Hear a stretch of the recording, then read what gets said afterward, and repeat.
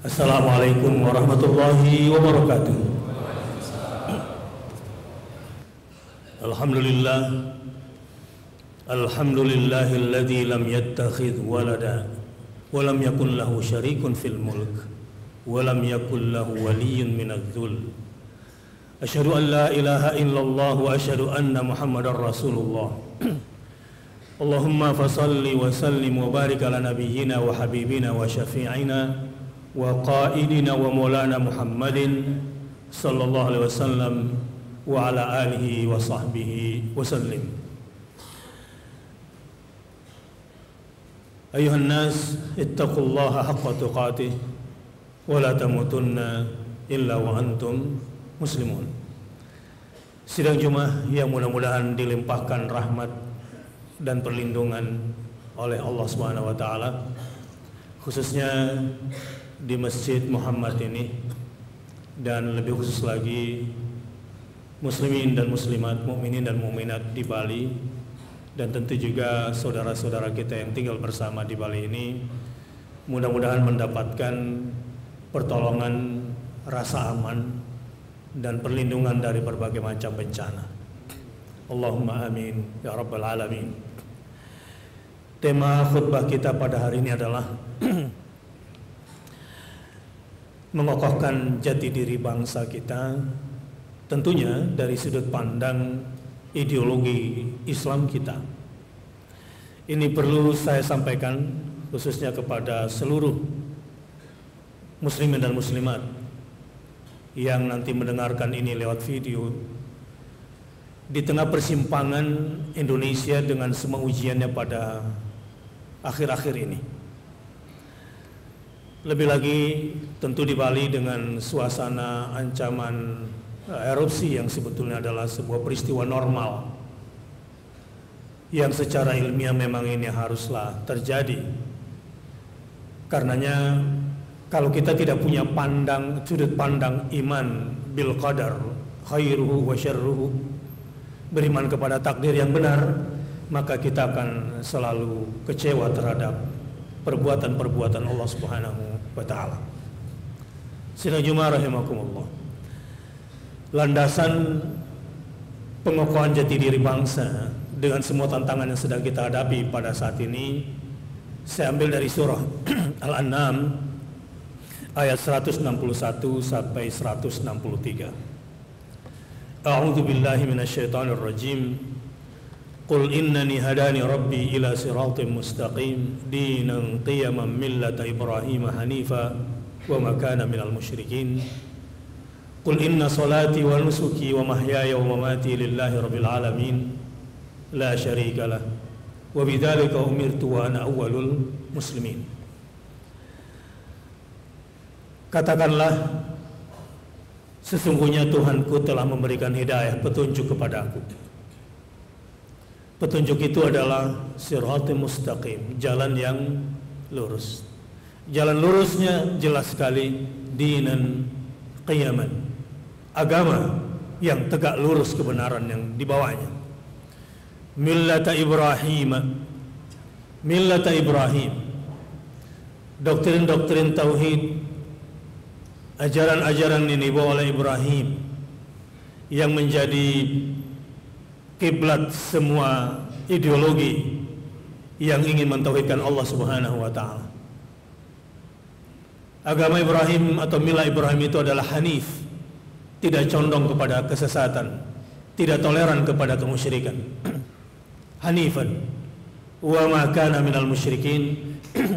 Dipertegas lagi bahwa millata Ibrahim hanifan itu tidak sedikit pun bersinggungan, tidak sedikit pun mau toleran terhadap kemusyrikan. Implementasinya adalah qul inna salati wa nusuki. Katakan sesungguhnya salatku dan manasikku. Nusuk adalah dua jenis ibadah agung yang disatukan. Katakanlah sesungguhnya salatku. Ini mewakili semua jenis ibadah-ibadah makhluk yang bersifat vertikal. Nusuk adalah menyembelih. Manasik haji, nusuk adalah menyembelih hewan kurban pada Yaumun Nahar atau Yaum Idul Adha. adalah sebaik-baik ibadah yang bersifat horizontal, ibadah sosial. Qul inna salati wa nusuki digabungkan menjadi satu. Wa mahyaya wa mamati, segenap aktivitas hidupku dan ujung daripada kematianku lillahi rabbil alamin. Dan untuk satu prinsip hidup ini kami tidak mau ditawar-tawar lagi. La syarikalah. Kami tidak punya sistem ideologi lain. Kami tidak punya landasan ideologi yang akan kami yakini selain dinan qiyaman millata Ibrahim hanifan wa ma kana minal musyrikin. Inilah siratal mustaqim itu. Wa bidzalika umirtu. Prinsipku dalam beragama adalah menjalankan perintah. Tidak ada ruang bagi akal untuk membuat agama baru. Tidak ada peluang bagiku untuk menjadikan bid'ah sebagai landasan dalam beragamaku. Wa bidzalika umirtu. Beragamaku adalah berdasarkan perintah dari Tuhanku, dan perintahnya adalah la syarikalah. Wa bidzalika umirtu. Umumnya umat Islam wa ana minal muslimin, tapi Ibrahim membuat statement wa ana awwalul muslimin, dan aku selalu ingin menjadi yang pertama dalam berserah diri kepada Allah Azza wa Jalla. Sidang Jumat rahimakumullah. Lalu bagaimana implementasi ayat ini terkait kondisi kekinian hari-hari atau minggu-minggu jelang erupsi Gunung Agung? Saudaraku yang berbahagia, dimanapun kita berada, bencana selalu ada. Yang penting adalah bagaimana kita menyikapinya. Bahwa peristiwa erupsi ini adalah peristiwa normal, adalah sebuah gejala alam yang memang harus terjadi. Ibarat Anda kena penyakit bisul, saya pikir Anda juga tidak mau bisul itu berlama-lama meradang. Anda pasti menginginkan agar bisul itu cepat meletus sehingga cepat sembuh dan cepat selesai, karena itu adalah sebuah proses alamiah yang memang baik buat kita dan baik buat alam ini. Maksud saya, beriman kepada qada dan qadar, khairu wa syarru, bahwa Allah Subhanahu wa taala itu dengan semua tindakannya adalah Maha berkehendak, Maha berkuasa. Dia yang Maha suci berkehendak, Dia yang Maha suci itu Maha berkuasa. Tidak ada cacat sedikit pun dari perbuatan. Bahkan tidak ada pilihan lain bagi kita kecuali hanya senantiasa bertasbih dengan memujinya. Bahwa peristiwa yang akan kita hadapi ini, hadapilah dengan memperbanyak bertasbih. Bertasbih kepada Allah Subhanahu wa taala. Apapun yang menjadi kehendak Allah, di bawah kendali kuasanya, pasti baik buat kita semua. Jadi tidak perlu dirundung resah, tidak perlu panik, bahwa harus berjaga-jaga, harus mengantisipasi. Dan di antara bentuk ketaatan kita kepada Allah adalah juga kepercayaan kita terhadap prediksi-prediksi ilmiah, bahwa ketika diperintahkan untuk mengungsi secara keilmuan, Islam tentu adalah agama yang tidak bertentangan dengan fitrah alam semesta ini. Apalagi kita sudah mendapatkan informasi pendahuluan bahwa ilmu pengetahuan yang kita dapatkan dari para saintis di bidangnya ini juga bagian daripada keimanan kepada takdir yang harus kita terima. Jadi segala aturan, segala informasi yang disampaikan ikuti, tapi tentu di bawah kendali tauhid kita kepada Allah Subhanahu wa taala. Orang-orang beriman itu la khaufun 'alaihim wa lahum yahzanun. Alladzina amanu wa kanu yattaqun. Tidak pernah lepas dari sisi itu. Yang perlu diperkuat tentu selain ketergantungan kita kepada Allah Subhanahu wa taala, karena kita tidak tahu apa yang terjadi besok, bagaimana dengan keluarga kita, bagaimana dengan kondisi alam ini, bagaimana pendidikan anak kita, bagaimana ekonomi kita besok. Optimisme yang harus dibangun. Optimisme yang harus dibangun. bahwa bertawakal itu tentu harus disertai dengan upaya-upaya yang kita pahami secara rasional, yang dideteksi berdasarkan ilmu pengetahuan, tentu juga dengan melakukan berbagai macam ikhtiar. Silakan lakukan ikhtiar apapun, tapi jangan sampai dasarnya adalah takut kehilangan harta benda, takut kehilangan nyawa. Yang harus menjadi dasar semua tindakan kita adalah takut kepada Allah Subhanahu wa Ta'ala. Yang kita maksud adalah takut pada murkanya. Boleh jadi gejala Gunung Agung merupakan teguran juga dari Allah Subhanahu wa Ta'ala buat kita semua, bahwa kehidupan dan kematian adalah sesuatu yang tidak bisa kita pilih, tetapi yang paling penting adalah bagaimana menyikapinya. Allazi khalaqal mauta wal hayata liyabluwakum ayyukum ahsanu amala. Peristiwa ini apakah akan mengancam ekonomi atau bahkan akan mengancam nyawa kita semua, itu tidak penting. Yang penting adalah buktikan dengan sebuah tindakan itu adalah ahsanu amalan. Bagaimana agar amal saleh kita lebih baik lagi dari kemarin. Ketika itu sudah kita mulai dari hari ini, maka insya Allah apapun yang terjadi esok akan menjadi ladang kebaikan buat kita semua. Yang kedua, implementasi daripada surat Al-An'am ayat 161, 163 terkait dengan erosi yang konon menurut ilmu pengetahuan tinggal tunggu meletusnya, tentu harus disikapi dengan ibadah horizontal kita yang digambarkan kul inna sholati wa nusuki. Kalau tadi di awal khutbah saya menyampaikan tentang membangun kekuatan ideologi secara vertikal, kekuatan tauhid kita kepada Allah Subhanahu wa Ta'ala bukan hanya di ranah world view, di ranah cara pandang, tetapi harus sampai ke tingkat rasa dan sampai kepada tingkat perbuatan. Nah, di tingkat perbuatan ini adalah wanusuki. Bagian daripada jati diri bangsa Indonesia adalah gotong royong. Sebagaimana yang ditekankan dalam agama kita juga tentang prinsip at-ta'awun, untuk saling menolong satu sama lain, saling menjaga, saling melindungi, dan puncaknya adalah khairun nas anfa'uhum linnas. Bukanlah orang Islam yang hari ini panik kemudian hanya menimbun bahan makanan untuk kepentingan diri dan keluarganya, adalah orang-orang yang dimurkai oleh Allah Subhanahu wa Ta'ala.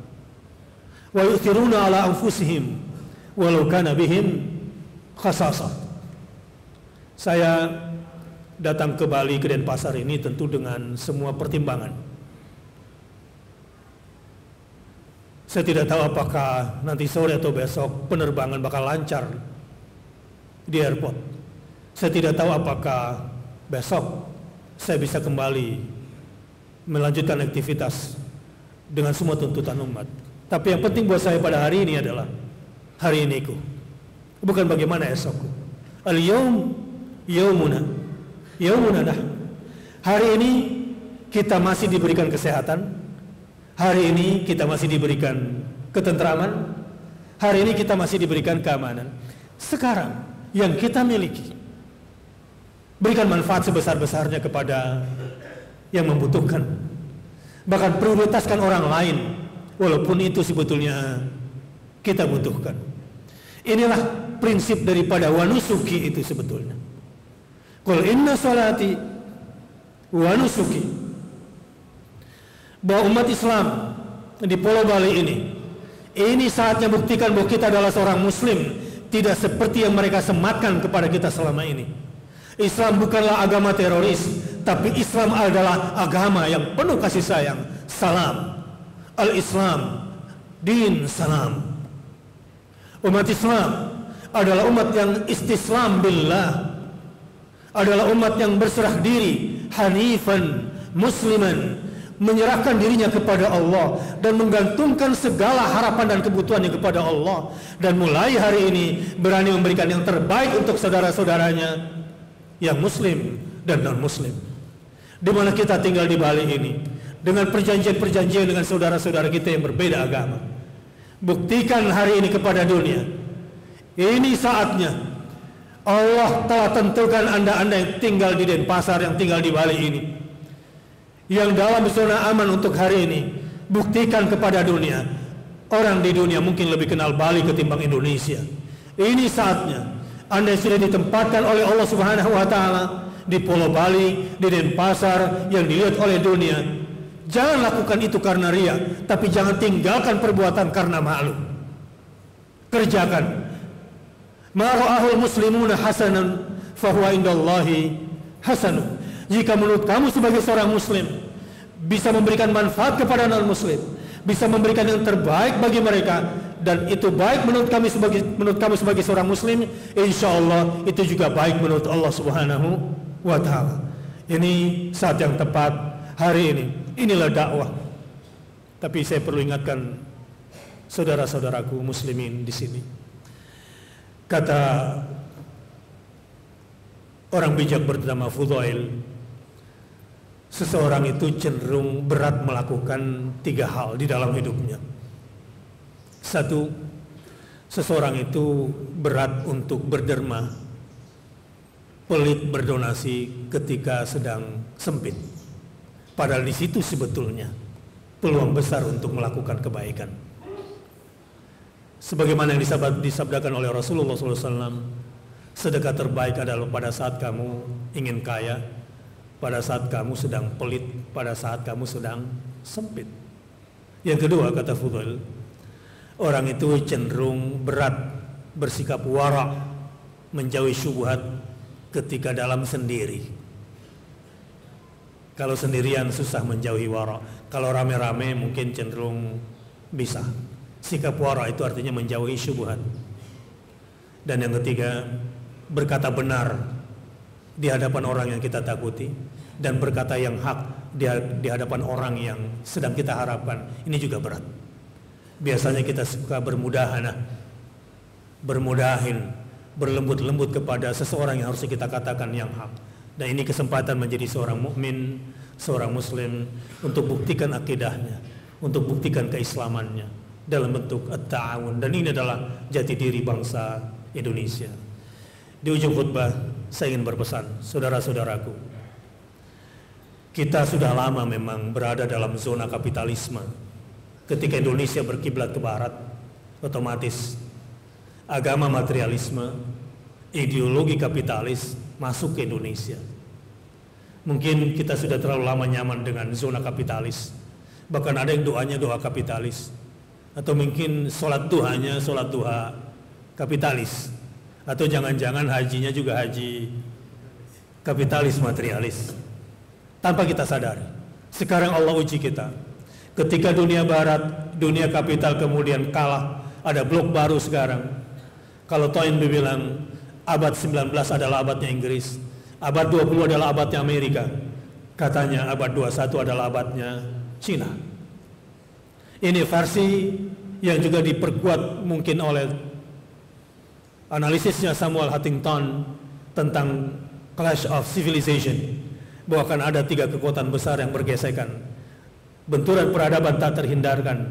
Barat dengan semua kapitalisme materialismenya, Timur dipimpin oleh Cina barangkali dengan sosialisme dan komunismenya, tapi akan lahir kekuatan baru yang tidak bisa dipandang remeh, adalah kekuatan Islam.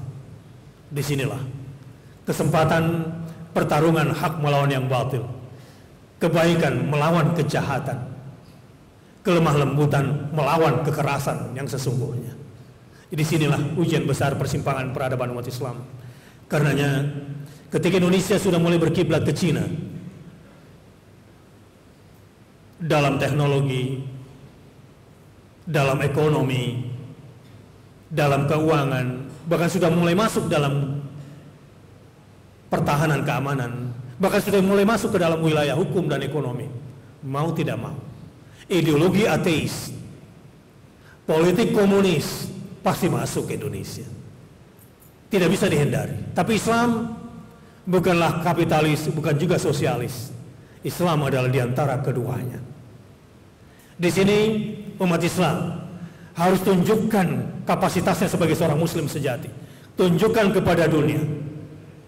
Dan kita yang berada di Bali, di Denpasar ini khususnya, menjadi yang terdepan untuk membuktikan kepada dunia bahwa kalau Cina bisa maju dengan ideologi ateis, kalau Cina bisa menguasai 40% pasar dan produk di dunia saat ini dengan ideologi dan politik komunisnya, saya yakin Indonesia berbeda dengan Cina yang dasarnya ideologinya adalah ateis. Indonesia adalah Islam. Indonesia berbeda dengan Cina yang mayoritas memang beraliansi kepada pemikiran komunis sampai ke tingkat politik, tapi orang Indonesia mayoritas Muslim dan berpegang kepada Islam. Saya yakin Indonesia bisa lebih maju dari Cina berlipat ganda dengan Islam yang diyakininya. Dan saya yakin inilah jati diri bangsa Indonesia. Sejatinya jati diri bangsa Indonesia yang harus kita kokohkan. Indonesia tidak boleh jadi kapitalis, dan Indonesia juga tidak boleh terjajah oleh komunis. Tapi buktikan bahwa kita adalah bangsa yang berketuhanan yang Maha Esa. Maknanya adalah kita adalah bangsa yang bertauhid. Kita implementasikan tauhid kita dalam bentuk kemanusiaan kita, kemanusiaan yang berkeadilan, kemanusiaan yang berkeadaban. Umat Islam adalah mayoritas terbesar dan paling bertanggung jawab menjaga persatuan Indonesia. Dan insya Allah sila keempat yang sekarang mulai hampir hilang, sila kelima juga yang mulai hampir hilang, insya Allah dengan ketuhanan yang Maha Esa kita akan kembalikan Indonesia yang dasarnya adalah kerakyatan yang dipimpin oleh hikmah dalam kebijaksanaan, permusyawaratan dan perwakilan. Begitu juga tentang keadilan sosial bagi seluruh rakyat Indonesia. Inilah implementasi Qul inna solati wa nusuki wa mahyaya wa mamati lillahi rabbil alamin. Tapi umat Islam juga tidak segan-segan untuk mengangkat senjata, mengorbankan harta dan nyawanya ketika prinsip la syarikalah wa bidzalika umirtu ini diganggu. Ketika ada pemaksaan kehendak terhadap ideologi kemusyrikan, wajahidu bi amwalikum wa anfusikum. Dan saya kira ini adalah juga jati diri bangsa Indonesia. Wa ana awwalul muslimin. Dan insya Allah Indonesia akan maju bangkit dengan jati diri yang bertauhid. Barakallahu li wa lakum fil Qur'anil Karim wa nafa'ani wa iyyakum bima fihi minal ayat wa dzikril hakim. Wa taqabbala minni wa minkum tilawatahu innahu huwal ghafurur rahim. Alhamdulillahil karimir rahman, 'allamal Qur'an, khalaqal insan, 'allamahul bayan. Asyhadu an la ilaha illallah wa asyhadu anna Muhammadar Rasulullah. Allahumma shalli ala Muhammad wa ala ali Muhammad. Ittaqullah haqqa tuqatih. Ittaqullah faqad fazal muttaqun.